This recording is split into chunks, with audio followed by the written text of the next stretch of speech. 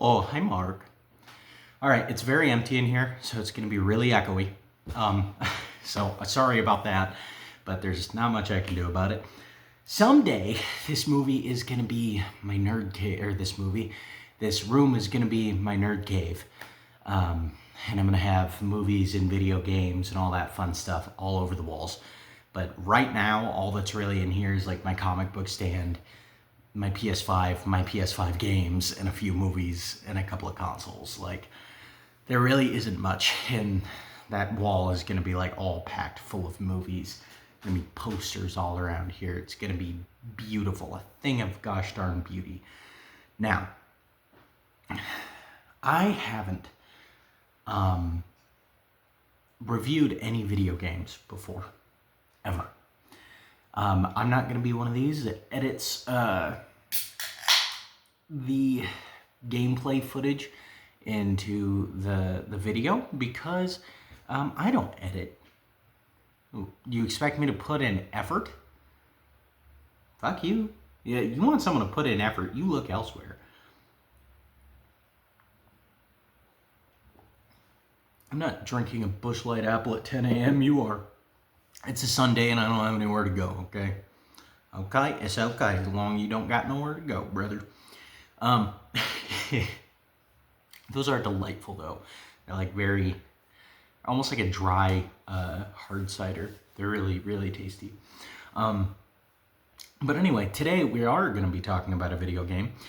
As a lot of you know, probably, if you've seen my shorts here and there, talking about Donkey Kong Country Returns and Star Fox 64, I am a video game guy as well as a movie guy. I enjoy both hobbies. They're both a lot of fun. But I haven't talked at all about video games, which is funny because it's something I'm super passionate about. But primarily, this is a horror channel for horror films. That being said, I will not be limiting myself just to that. I have a couple of other things in mind that I kind of want to start reviewing. Maybe some food here and there, maybe some beer here and there.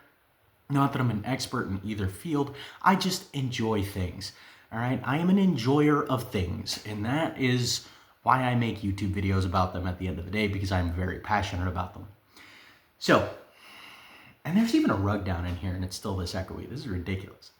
But, so, Ghost of Tsushima is a game that I played through recently. I put about 48 hours into it, which I've heard of people, like, playing through it in like 20. I'm like, you had to have just like ran straight through the story without taking any detours. I took plenty of detours, did plenty of the extra content. I really love this game.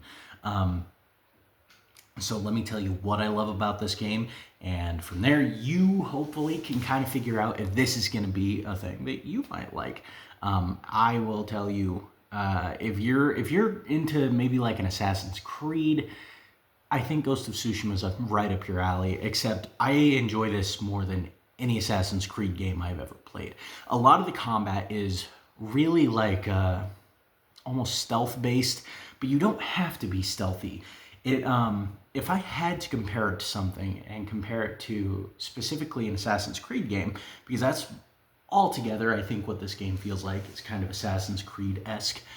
I would probably compare it to Assassin's Creed 3. That being said, I haven't played the newer ones. I have only played to any like great extent. In my life, I played 2 and 3 pretty extensively, and then 4 very briefly. But yeah, if I had to compare it to anything, probably Assassin's Creed 3. And that's not a bad thing. I got a lot of enjoyment out of Assassin's Creed 3. But I will tell you, I got even more enjoyment out of Ghost of Tsushima. The combat is so much fun. It is so satisfying. So much so that it appears as though the latest Assassin's Creed game kind of ripped it off a little bit. I've looked at gameplay of that, and I'm like, man, where have I seen all of that before? This looks like Ghost of Tsushima 2.0. But... yeah, it is a ton of fun with the combat. It's so very satisfying with the parrying system. I think that works really well. It's not too difficult. It's very easy to get down. But I mean, at the beginning of the game, it is a little hard, especially if you're not overly experienced in this specific breed of like open world action game. Like I'm not.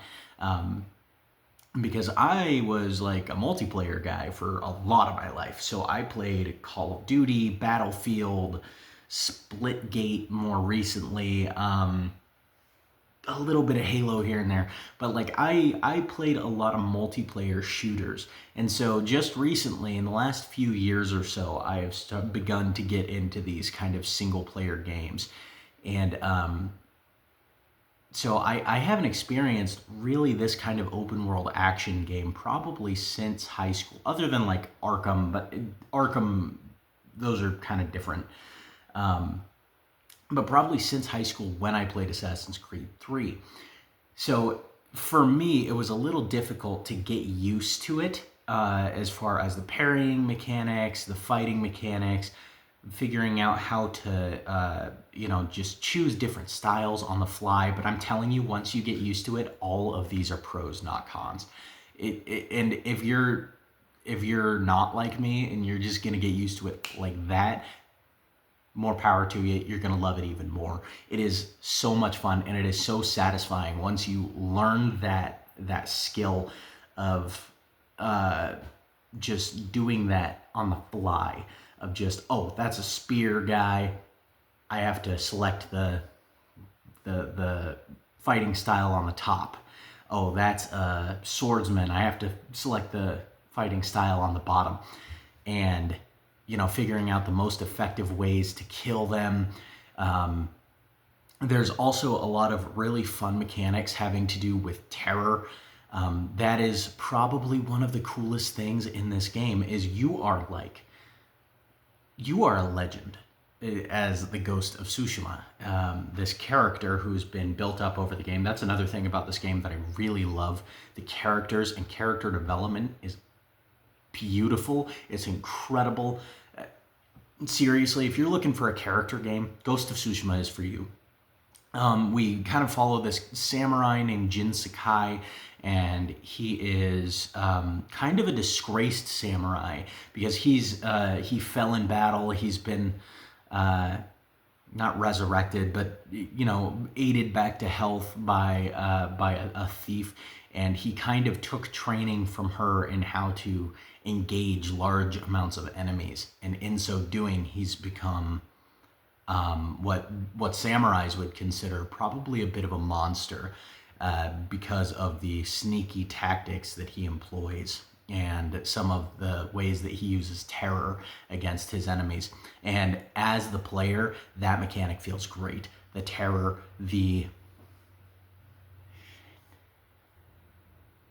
Okay, all right. I said shit because I thought that my phone was gonna die, and I wasn't. I thought I was gonna have to edit this, which is like my greatest fear because I hate editing. But yeah, it's this really great mechanic. I think I was talking about the terror mechanic, right? Where it's like you can kind of select different pieces of armor, different masks, different certain things that will help in inflicting terror. The more effective of a killing machine you are, the more liable you are to inflict terror. The greater your legend grows, the more liable you are to inflict terror. And it has a really great way of doing it, where throughout most of the beginning of the game, I mean, we're talking probably the first like 10 hours, you're like never gonna do it. You're never going to inflict terror on these Mongols. But by the end of the game, and I'm talking like the very end, to them, you are a specter. You are a phantom. And they know who you are, and they are horrified of you. And so you'll like, a couple of them will fight you head on, honorably. And then after that, one of them will run.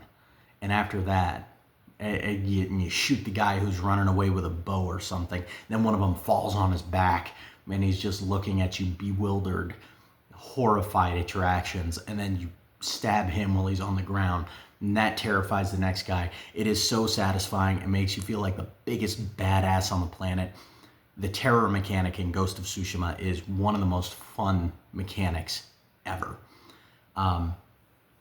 And yeah, it makes it so much more satisfying when you can actually see your legend grow. You know, a lot of games do that sort of thing where they're like, oh yeah, your level goes up, you are now more badass, but you don't see the characters around you really interact with you like you're more badass. And I think that's a really cool thing that this game does. Yeah, in addition to that, I guess I already touched on the characters. They're all great. Jin Sakai is one of the most likable characters.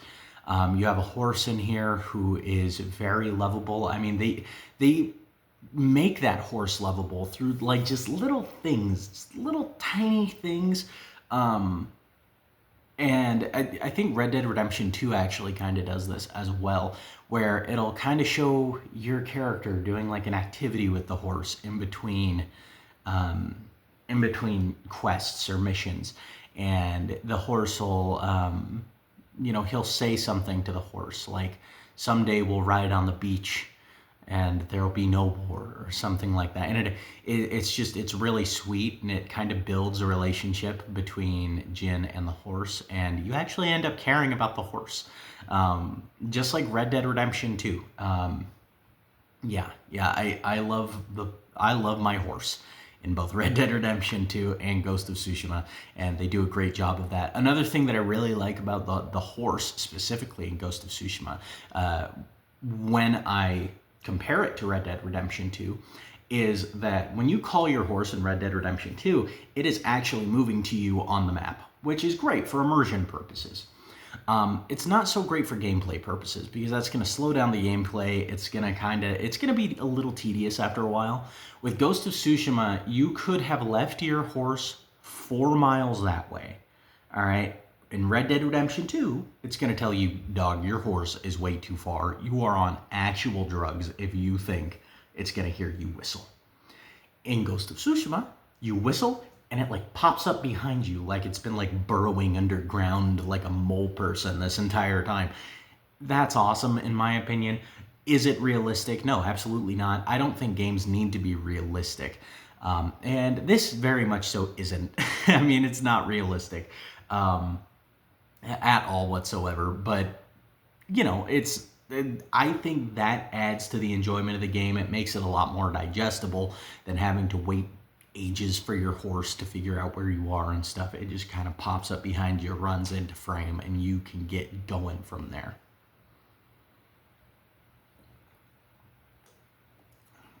Another really great thing about this game is the graphics. The graphics are mind-blowing in Ghost of Tsushima. It's one of the most beautiful games ever made. I put it up there with, I mean, obviously, like I said, I haven't played all the big single-player games yet. Give me a break. I'm still on my way to doing it. There ain't no brakes on this train. All right, I'm working through them, but I put it with probably the most beautiful games I've ever played, which would be Red Dead Redemption 2 and Batman Arkham Knight, or at least the most realistic looking games. If we're just going with straight beauty, I would say Breath of the Wild is on that list easily. But yeah, I mean, the graphics are just wonderful, absolutely breathtaking. They're enhanced by just little idiosyncrasies sometimes. The way the wind blows is something that's really incredible. It's something that I didn't think I was gonna like it at first, because the way the wind blows is actually where your marker is. There's no marker on your screen. There's no marker on your map. When you go into your map, like when you open the pause menu, go into your map and select a location, instead of showing like an icon on the screen that's going to tell you that's where you need to be going, you can kind of see subtleties in the way the wind blows, and that's a guiding wind at your back. I think that's really cool. It's very cool to maintain kind of the atmosphere of the game, in my opinion, and it's really cool visually. It looks really pretty. You can just kind of see this wind subtly blow and falling leaves blowing a certain direction. It's really, really visually attractive. But on top of that, another thing that I love, and it's just like this subtle animation that just really livens up the world. And I think it's another one of those. Sorry guys, my hair's really greasy right now, and I'm trying to make it look the least disgusting. I'm sorry. But it really kind of livens up the world, and it livens up this character, and kind of it's another one of those little details of a character that like most games wouldn't bother. But like, he's riding a horse, right? And if you're riding a horse through these tall fields of grass, I don't know exactly what that is. It's a weed of some kind of plant. And if you're riding your horse through that, he'll kind of dip down to the side and run his fingers through the tall grass. I think that's really neat. You know, the game is just packed full of little things like that. And that's something that I'm growing to love a lot, is when games just put in those tiny little details. I appreciate them so much. Red Dead Redemption 2 did that a lot. I'm sorry I'm referencing that game a lot. That is the game that I played directly before this game, so I was just in my head comparing a lot, which I know you shouldn't do, but I did. And I mean, I will say RDR2 is one of my favorite games of all time now, and Ghost of Tsushima, like, I still recognize that's a great game. So in no way am I knocking anything about Ghost of Tsushima, because it's not like Red Dead Redemption 2. But anyway, yeah, the graphics in this game are just incredible all around. They're amazing. Highly, highly recommend it. There is, I mean, what even would I knock about this game? There are a few little story elements that are kind of odd. I think specifically the Lady Warriors, or there are kind of subplots where certain characters turn out to be homosexual. And while I'm okay with that, that's fine, obviously. I don't think they would have been that open about it in feudal Japan. You know, like they probably wouldn't have like said that to a samurai. You know, especially if they were like, "Oh yeah, I've been cheating on my husband with a woman." Because I feel like a realistic reaction from a samurai would have been like, "Oh, so I'm gonna decapitate you." Like, I don't think samurais were that good at guys, to be honest with you. But you know, you got to kind of suspend disbelief and stuff like that with stuff like that in a game. It weirds you out when like all the characters are just like, yeah, that's a thing that you know, they have our modern sensibility about it, and none of them are like bigoted at all towards that, and being like, oh, so murder you've chosen. Like, because that's totally how those characters would have been. But I mean, I'm obviously glad they aren't that way, especially with our main character, Jin Sakai, because he's just the most likable guy, and that would be a pretty big blemish, to be honest. But yeah, it works fantastically with most of the character stuff. Sorry, the dog's barking outside now because she's mad that I left her out there. I'm just leaving her out there while I film the video. She's just pissed off. But anyway, yeah, I think that's like the only real gripe I have about the game. I would have to really, really think on it in order to come up with more. I mean, it would be so incredibly nitpicky. I guess if I had to come up with one, there is a point in the game, and I think this might be DLC, the Iki Island part. I'm not sure if that's DLC. I have PlayStation Plus, so I just played it through PlayStation Plus. But the Iki Island part of the game, which like I said, I think might be DLC. There's a leader of this clan called the Raven, and she is like this really kind of psychological warfare character. And I think all of that is really cool as far as the story goes. But when you fight her, she is the hardest boss in the game by 10 miles. So much harder than the final boss. It's crazy.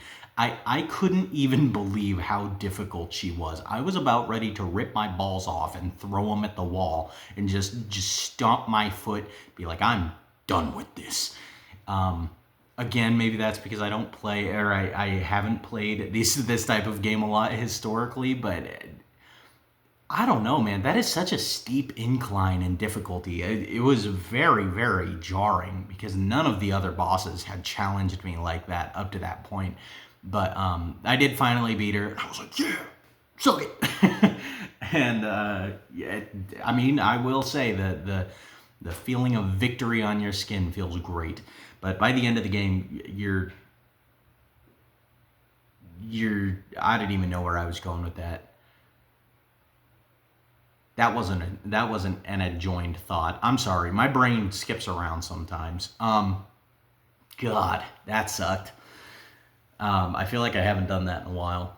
But anyway, yeah, no, it's an incredible game. I would honestly give it like a 9.5. There's very little wrong with Ghost of Tsushima, and if you are a fan of action games, of open world games, especially of really beautiful games, just check out Ghost of Tsushima. And if you have an Xbox, I don't know, man, get a PlayStation. I'm kidding. I know it's not that simple, but like, you know, if the only reason you don't have a PlayStation 5 is because you have a blind allegiance to Xbox and it's not because of financial reasons, I would say stop that. Stop it. Get a PlayStation and get a Nintendo too, because guess what? They all make amazing games.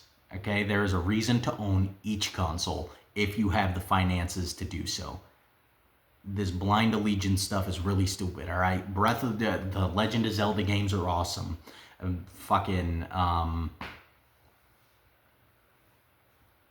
All the Xbox exclusives are just coming to PlayStation now, so I was going to be like, Halo and Gears of War are awesome, but who cares? They're coming to PlayStation. But, you know, like God of War and Ghost of Tsushima is awesome.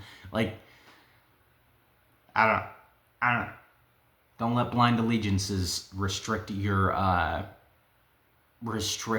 experiences, though, because I'm telling you right now, there's a lot of good ones to have on PlayStation. Right now, I'm actually playing through Doom: The Dark Ages on my PlayStation, which I understand is a Microsoft game, and that's available on Xbox, but Doom: The Dark Ages is awesome, and I might talk about that when I'm done with the game. It's not going to be for another little bit.